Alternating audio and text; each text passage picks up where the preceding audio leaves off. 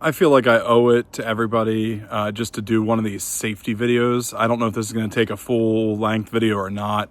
It could. It could. I don't know that it'll be terribly entertaining the whole time, but I feel like we should just do one of these safety videos to talk about the importance of just pre-trip inspections. If you're getting ready to tow your trailer, the things you should do to make sure that everything is safe for the road, okay? Let's talk about that. Welcome back. Lance got himself into a little pickle, as you guys can see. I'm going to give some context to this. It's not going to be a super long video. I got in a pickle and a half. If we're gonna pickle and a half. You know, it's been a minute since we really got ourselves into a pickle. Luckily, I had nothing to do with this particular pickle. I don't know. Do you get demonetized after saying pickle so many times? I don't know. Probably should. Not during June. Yeah. So this is the picture Lance sent me recently at about 8 p.m. in the evening. Man. Yeah, so this is not an ideal situation. If you didn't know, Lance was traveling camping. If you saw the Harley video or the ones where I was doing stuff pretty much by myself, it's because Lance was out of town on a little camping trip. And I'm going to give, before we get into what all happened here, and maybe we'll talk about that more at the wrap up at the end, but it is a very, very tight spot. I got it. I don't know how it looks on camera.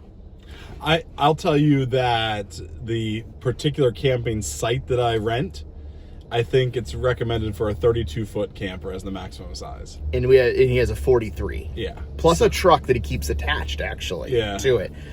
This site, growing up, we used to go camping here every year.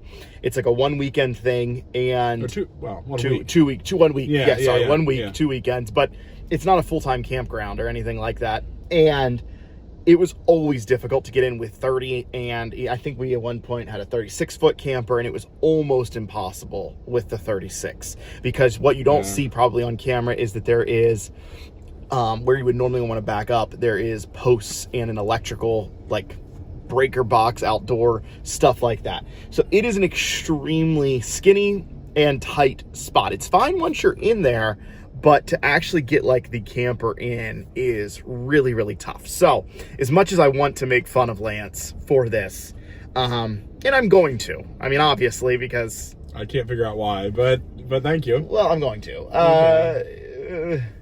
Go flip another camper. Let's tell you what, let's go watch the stuff that Lance filmed last evening on his adventure, and then we'll come back and wrap up. Okay. You'll notice I have a little lean to this trailer. That is a bad start. You don't want to start when your trailer is leaning quite this hard. It's hard to go better once you start this bad. Boys and girls, there's trouble today. This 43-foot camper, it's a tight fit in the spot that it usually goes in. And today, getting it out, the bank started to kind of give way a little bit, and every single correction I tried made it slide further and further down the bank to the point at which I am in a true pickle. However, after many adjustments, I think a winch might be able to save me. Let's talk about it. First thing you may notice is that we are a little bit sideways. This side here, sitting pretty nice and high. This side over here, leaning just a little bit.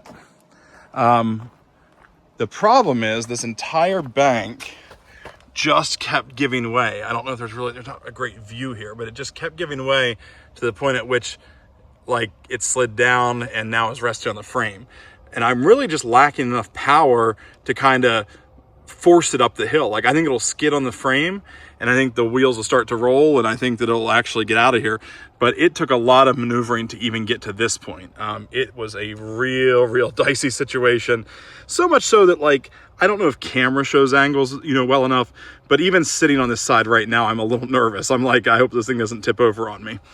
But up through here, it's sitting not actually on the skirting, because the skirting is kind of flush with the frame, but it is sitting on like the frame rail. and truck's up here with a pretty good straight shot out. I just can't get with the, frame on the ground. I just can't get enough traction to really make it happen. Everything I do here kind of digs down in. You'll see, tires are digging down in front and rear. I got it down in low, but everything I try here is kind of just making it, I don't want to say worse, but making it no better, that's for sure. But anyway, made a call to AAA, explained the situation. I said, hey, I got the 3500 truck. I sent them, all the different pictures and all that stuff of, kind of where I'm at and in the situation. And I think it should be uneventful. I'm actually really hoping that they either maybe winch straight under the truck from out front. They just come and just lay the cable underneath, like back here to the A-frame on the trailer. Or maybe they could go to one of my front tow hooks and like kind of use the whole truck in the middle.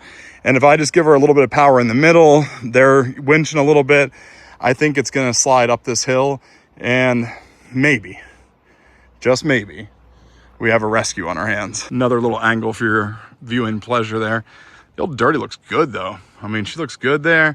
Get this thing back on level ground. I think we're rolling. In fact, somebody actually just bought this, so I got to make sure that we don't damage it at all. Right now it looks really good. Like it really is just the frame rail, and you can kind of see how they are. They're just like I-beams up through. This side here, you'd be prone to like rip off a step or something, but the other side is just a straight, piece of metal I-beam the whole way up through. I think it's just going to skid along it, and I think the wheels are going to come up over that top of that hill, and we're going to have a rolling good camper and be good to go. Not a real good way to do this without putting my camera in everybody's face, so I'm trying not to be disrespectful to the tow truck guys, but they got one straight ahead for me. I don't have a tow hook, so I don't know. We're going to go down to the frame somewhere or something like that. And then the other guy's over this side. He's going to stabilize it. He's going to just make sure that nothing like tips more than it already has. I kind of don't think it will, but he's checking it out. Don't love this camera angle, but I think it's about the best I can do for what we're dealing with here. I don't want to go real fast because what I'm going to do with this back line, I want to keep it tight as you're going. So as you're coming up, it's going to start getting longer. Okay, and I have to keep at one. So don't go fast, just don't overrun him. I'll take it easy. All right? All right.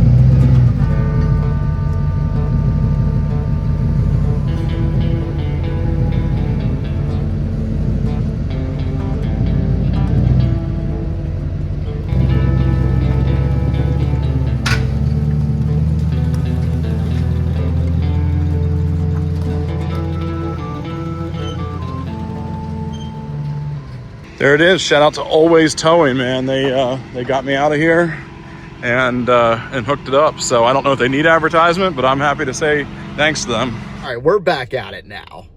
So here's the deal. It's a 43-foot camper behind a long bed crew cab pickup truck. So there's some distance between like the spotter and me. So I had my wife on the phone, and she's just trying to tell me like the things to do as I start to back out of this spot.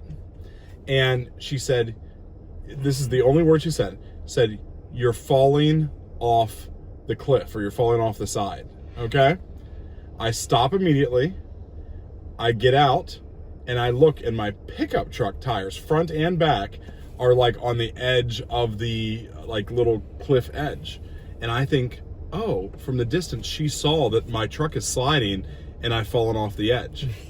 So I pull up and start making a bunch of adjustments to get my truck back on solid ground, which actually put the trailer on less solid ground. Okay? And in review, once the thing is tipping, absolutely terrible, and I've got myself in the pickle and a quarter, okay? Because I wasn't quite to a pickle and a half yet. But when I was in a pickle and a quarter, I got out and I was like... Vlasic was there. I'm like, babe, like, what's going on here? And she's like, I told you were falling off the edge. I was like, with what? Like, I adjusted. She's like, the camper. And so, like, I didn't understand that she was meaning the camper was falling off the edge. I thought she was saying that the truck was. And the adjustments I made were not to the benefit of the camper. So anyway, it was a problem. And it just kept, the bank just kept kind of crumbling a little bit. Like, it just was, well, yeah, it was very loose yeah. fill, and it just kept. Well, it's not a heavy camper. It's only a park model 43 footer, so it shouldn't be that. Yeah, it shouldn't do anything to the bank there. Oh so he texted me the picture, and I was like, "Do you need me to like come down with the winch and the other trucks or whatever?" And it would have done it. Like the winch to a tree would have done it. Yeah. But he said no. Gonna call AAA. Is that a covered service there? So here's the deal. Like I called and I let them know the vehicle I was driving, and I said I was stuck. And that's the extent of the claim, hoping that maybe somebody would just come out and rescue me. And just really the only thing that needed towed was the truck. Like I just needed a winch hooked up to the front of the truck to pull me. So the truck wasn't moving at all. It got stuck. The truck was just digging itself deeper. It just could not move the like. Yeah, it's way too heavy. Trailer on the ground. Yeah, downhill. Yeah. Yep. So anyway, but I sent pictures. The tow people called and said, "Can you send some pictures so we know what equipment to bring out?" And I did. And when he arrived, he said, "Hey, just want to let you know, like I had to contact AAA, and you do not have the RV coverage, on your thing, And I was like, "Well, okay." So he said, "I don't know how much I'm going to charge you." He's like, "I don't know how much this is going to be," but it wound up while we were all talking. This is a guy I actually wound up knowing. Like the tow truck driver guy was somebody that I knew from years ago. And it was kind of small world stuff, but so he only charged me for one truck and gave me a heck of a deal.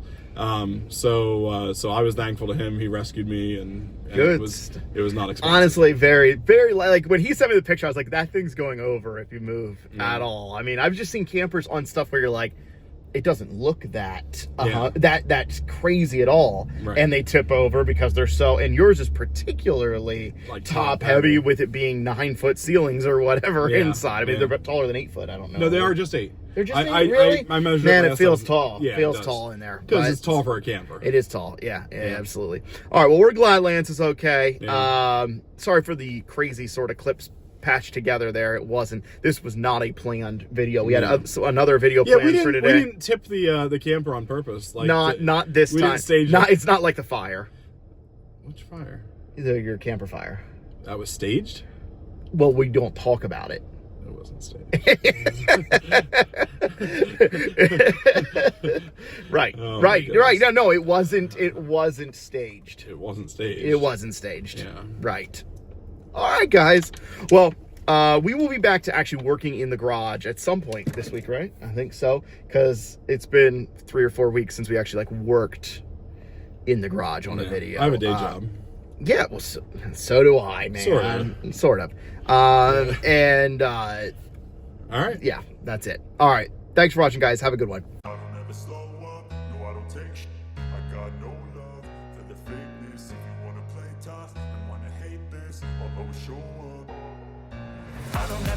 up, no I don't take sh- I got no love for the fakeness. If you wanna play tough and wanna hate